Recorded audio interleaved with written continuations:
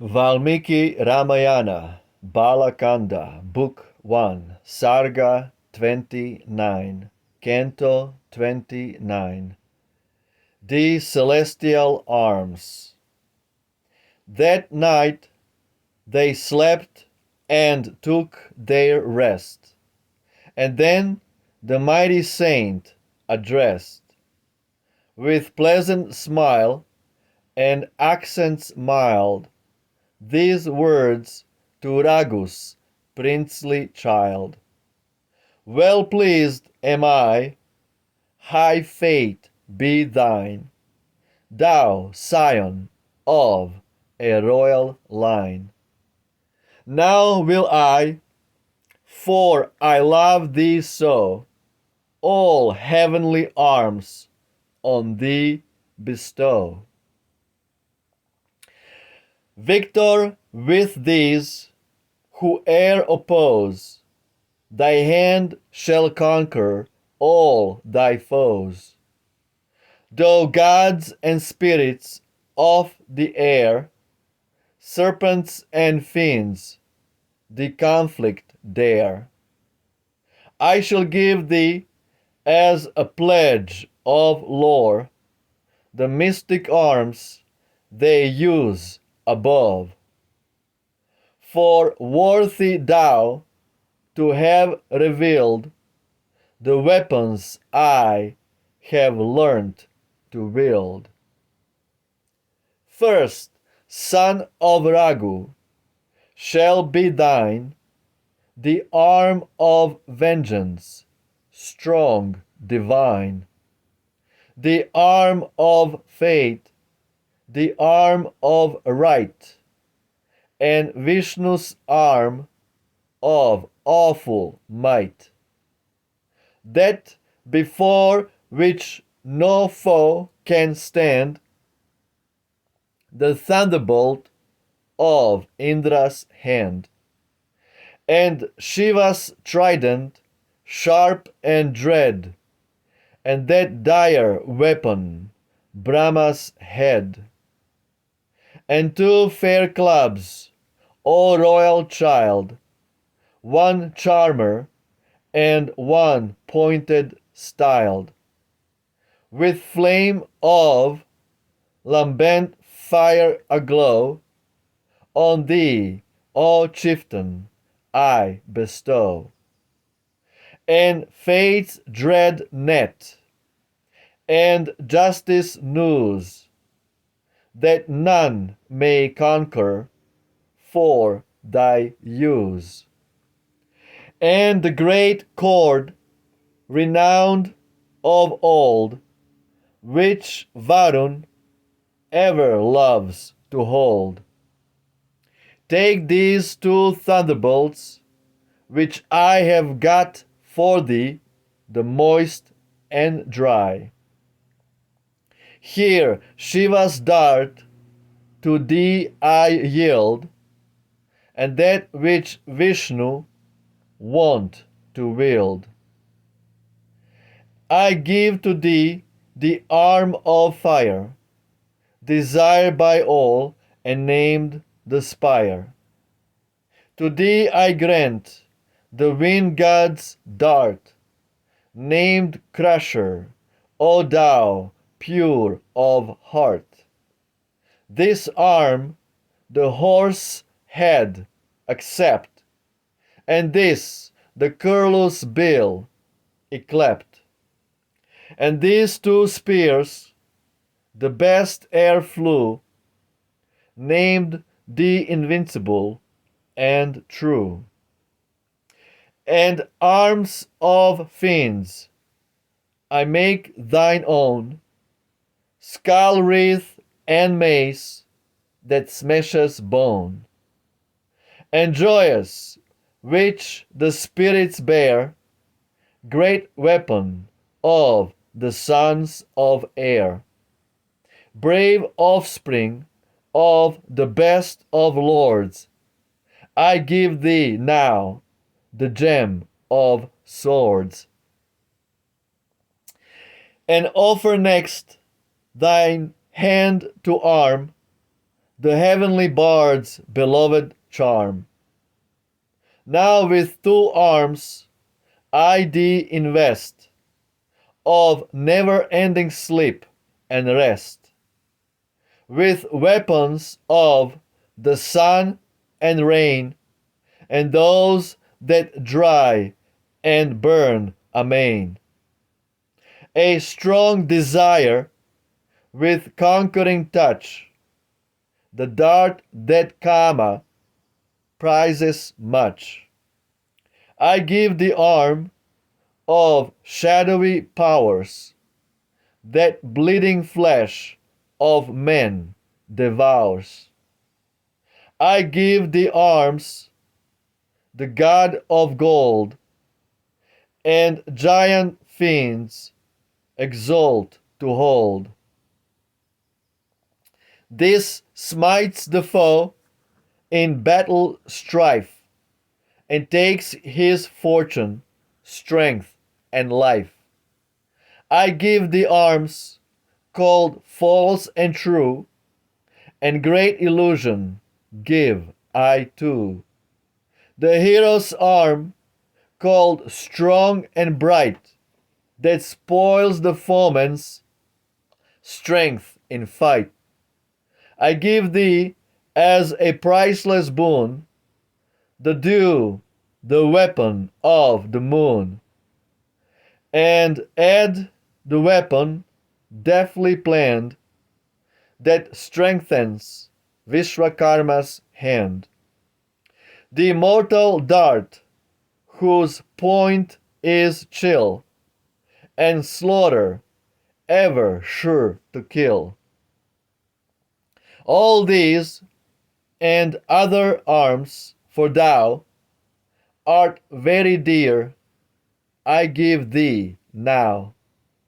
Receive these weapons from my hand, son of the noblest in the land.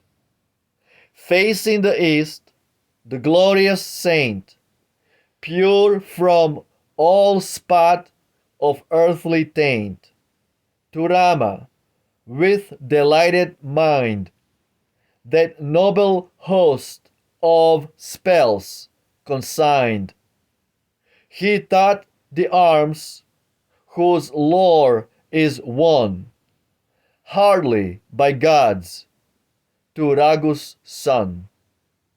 He muttered low the spell whose call summons those arms and rules them all. And each invisible form and frame, before the monarch's son they came. They stood and spoke in reverent guise to Rama with exulting cries. O noblest child of Raghu, see, thy ministers and thralls are we. With joyful heart and eager hand, Rama received the wondrous band, and thus with words of welcome cried, I present to my will abide. Then hastened to the saint to pay due reverence, and pursued his way. Jai Valmiki Ramayana. Amazing. Footnotes 41:1. The famous pleasure garden of Kuvera, the god of wealth. 41:2. The whole of this canto, together with the following one, regards the belief formerly prevalent in India, that by virtue of certain spells to be learnt and muttered, sacred knowledge and superhuman powers might be acquired. To this the poet has already alluded in Canto 20 III. These incorporeal weapons are partly represented according to the fashion of those ascribed to the gods and the different orders of demigods. Partly are the mere creations of fancy. And it would not be easy to say what idea the poet had of them in his own mind, and what powers he meant to assign to each. End quote. Schlegel. Okay, let's dissect all this bullshit by Schlegel. In other words, our Ralph Griffith, and with his friends like Schlegel and Goresio, um, the whole purpose is to comment on Ramayana by minimizing by minimizing Ramayana, and that's the problem. That's the problem. Right here, they say partly are the mere creations of fancy. No, no, sweetheart. They're not creations of fancy. They are true, bona fide celestial weapons. Okay? That are so powerful and beyond your imagination. Demigods is everybody who is not fully God. They are powerful, but they are not fully God. The only person who is fully God or 100% God is Krishna. Christos, Christ. 100% Krishna. English pronunciation Christ. Greek pronunciation Christos. Persian pronunciation Kurosh.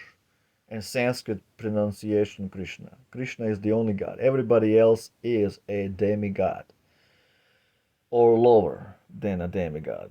Demigods are very powerful superhuman beings whose powers to us humans are almost unimaginable.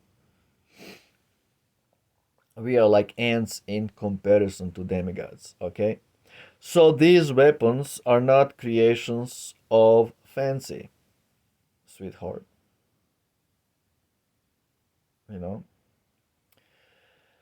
So, and also the poet who wrote Ramayana was not just a poet that got inspired one day to write something like that called Ramayana. It was a self-realized soul called Valmiki. That's why we say Valmiki Ramayana. He was fully self-realized soul. In other words, he knows 100% who God is. And Rama is God incarnate in a human form on planet Earth to exhibit his eternal divine pastimes called Ramayana. Okay? Rama and Krishna, there is no difference. There is no difference. Of course, everything is coming from Krishna, even Rama is coming from Krishna, but these are the most immediate expansions of God, Krishna, Rama. Because God is unlimited and he can expand himself. So he expands himself through Vishnu Tattvas Shiva Tattvas, Shakti Tattvas, and Jiva Tattvas, categorically, from higher to lower. These are all super spiritually scientific concepts, truths, facts. So, um, to understand all this, we have to hear from the proper source, not from the fools like this Schlegel who have no problem minimizing Ramayana in every possible way, calling it mythology, calling it creations of fancy, calling it some ideas of a poet. No. Fools will always minimize God and put him on a level of an ordinary human being, of a imperfect man. That's the purpose of the fools. So like this, these weapons are celestial weapons, and they are also personified. They are like again like different demigods who came to Rama and offer their respectful obeisances and told Rama, we are here at your service. And one Lord to rule them all. There we have a concept of Lord of the Rings, Lord of the Arms, Lord Rama. The eternal goodness, God's transcendental activities, fighting the evil of ignorance, personified as Ravana. Ravan is a demoniac living entity, demoniac soul who rebelled against the will of God and ended up in the material world, tried to lord over material energy and to lord over other souls who fell down from the eternal association with God, Rama, and Krishna. So the souls in the material world are living an existence of pure, unadulterated ignorance of their true eternal position as the eternal pure souls, servants of God. And God is so amazing, although He performs and He has His own eternal pastimes in the spiritual world. He does come down here to the material world just to pick a fight with such rebelled souls like Ravana. In the material world, it's very simple. Everybody is envious of God, and this we can see in every aspect of society. If by nature we are envious of other living beings, then this means that We are envious by nature and jealous. And this jealousy against other living beings, which are part and parcels of God, because everybody is ultimately part of God. Everything comes from God.